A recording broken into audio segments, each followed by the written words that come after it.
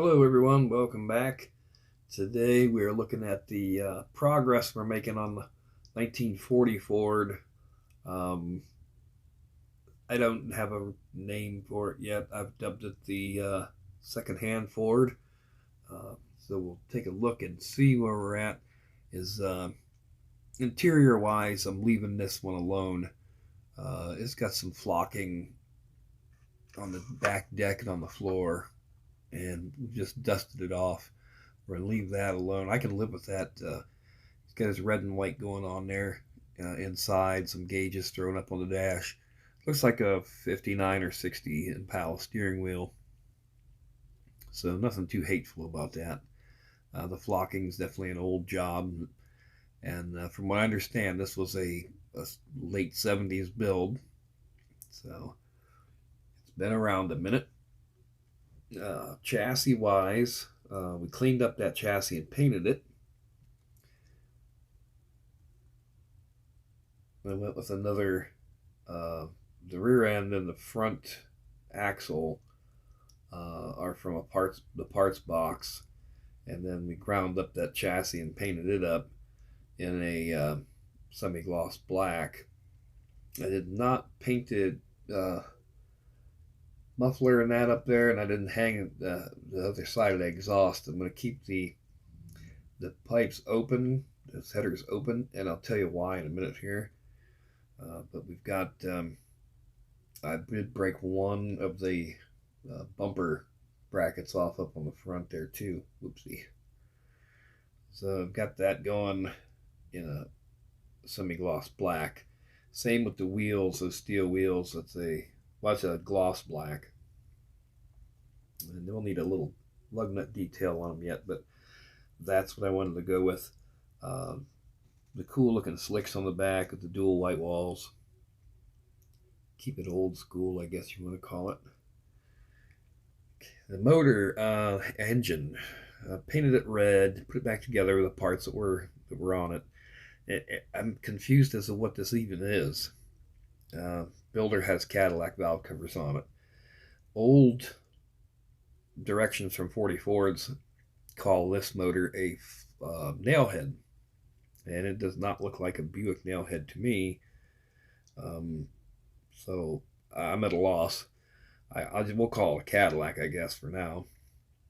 This engine's not staying in this car. I don't love it. I don't even like it. Nothing fits. It doesn't. It just doesn't fit. So I can see a hot rodded flathead from Iceman Collections in this car's near future.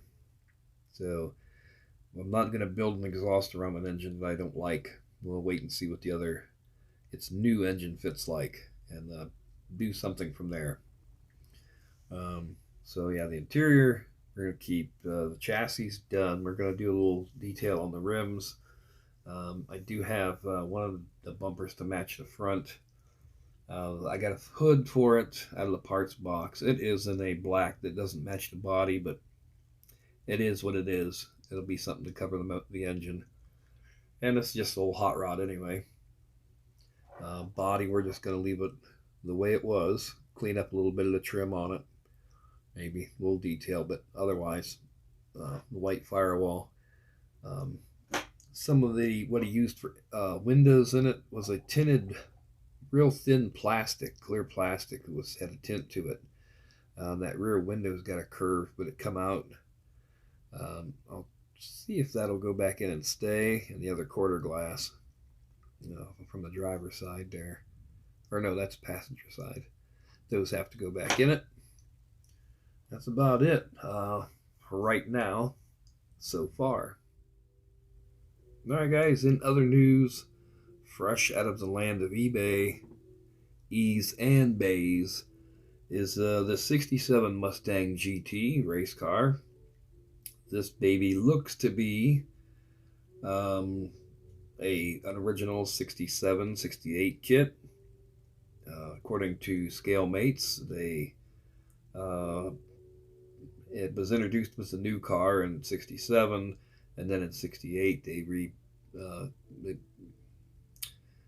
the same kit with new parts. So it could be Either or, I don't know the difference. I don't know that much about them. This car, I mean, besides the yellowed decals, looks pretty good for if it's from '67 or '8. It's older than me. I'm a '69 vintage, so uh, it's still together and it's not all, the glass is clear, and that hood. Well, hell, that hood is worth the price of admission right there. A clear teardrop hood. That's actually what sold me on the car. Um, was the hood. Uh, I like the chrome from the older kits. It is a more of a realistic chrome, not a real shiny toy like chrome. Um, you could do without the stock Mustang GT wheels on it, but it's had the rear fender wells cut open for them. I could see the car being done as a drag car again, some sort of a FX class car. You definitely got to keep that hood. The camera motor, we keep that. Um, don't know exactly what it will look like, but it will be in some form of a really cool FX class race car. Get rid of the wheels. I'm a little confused what those chrome pipes are under there. It's cut open headers. It does still have a cross flow muffler on it though. Um, so I'm a little. I'm not sure what that's still in there. The tailpipes, the tips are still on it too. They may have had a dual exhaust on it, and then cause it looks like there's some muffler there where some glue where the mufflers would have been. Probably took it off and then hung that on there just for the looks, I guess. Uh, that yellowed glue looks like that Pactra cement to brush on, whatever they had from the day. Cool blue GT stripe on it. That one I had to have. I don't know. I'm not even a Ford guy.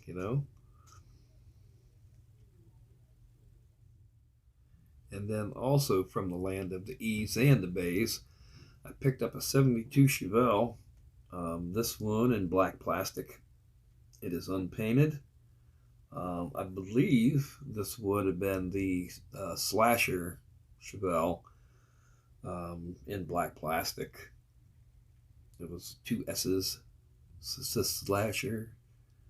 Um, Still silver slopped up on it, no big deal. But in black plastic still, so no paint. It doesn't have glue slopped all over it. The glass is clear. The chrome's in decent shape. It's a nice rebuilder, and the price was not hateful. I have a red, there's been a later issue of this model in red plastic, and that was not too hurtful either. So I've gotten lucky on the Chevelle deal here lately. This one's got a saddle interior in it. It's wearing the usual centerline / Krager Super Tricks, the Goodyear Blue Streak specials, race specials on the rear. Uh, Underside is in good shape, just black plastic. Got those big old resonators on the backside of that exhaust. Oof da may. A little mystery going on under the hood. It's looks like the 454 that should be in it. But maybe you guys could help me out here. So find something to point with. I'm confused as to what that is on the front side of the intake.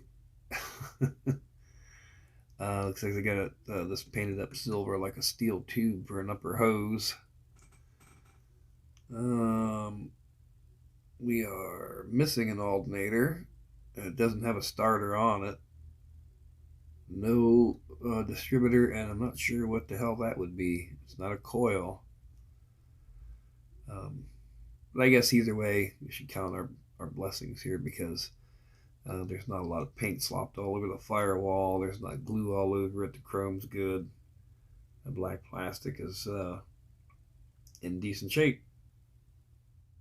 Right, and the 65 Chevelle, the drag slot car, is back together, and we'll be taking it to the track in a couple days here. And hopefully, we fixed the problem. We had some inconsistency where it was slowing down, then speed back up, 780s, then slow down, 810s, 820s. We found that the rear axle was walking. Locator blocks that hold the axle in place needed to be soldered.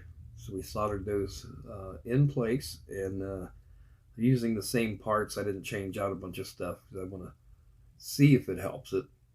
I did add a quarter ounce of weight to the nose. We're keeping the same motor in it. I'm not going to upgrade it, put the bigger motor in it yet. Just want to learn and see if it fixes the problems that the car's having before I start changing a bunch of stuff. As it's ready to run, I'm seeing there's some things on the car that don't make sense, and seeing what other guys have done and what the better cars are. We'll get into that later, but just put it back together and fixed it just to see if it's, if it's going to be consistent. Other things happening. We got a couple other projects to finish up here that are close. These have been on the bench for a while. The 66 Mustang Coupe, that's been 2 years coming up. Set in primer for a year. A lot of body work in that one, straightening it out. We painted it this summer. Pick some wheels. We're getting close. I mean, these cars are they just sit. They're so close. The old 64 Olds 442 on paint job number 2. Really clean black interior. The chassis looks good. The body's looking good finally. So there's no reason why we can't finish that one up here and move on. So thanks for stopping in, guys. This time we'll have a next video. We'll finish up with the 40 Ford. Hopefully we'll have some good news on the Chevelle and take a look at what else is going on. Thanks a lot for stopping, and we will talk to you later.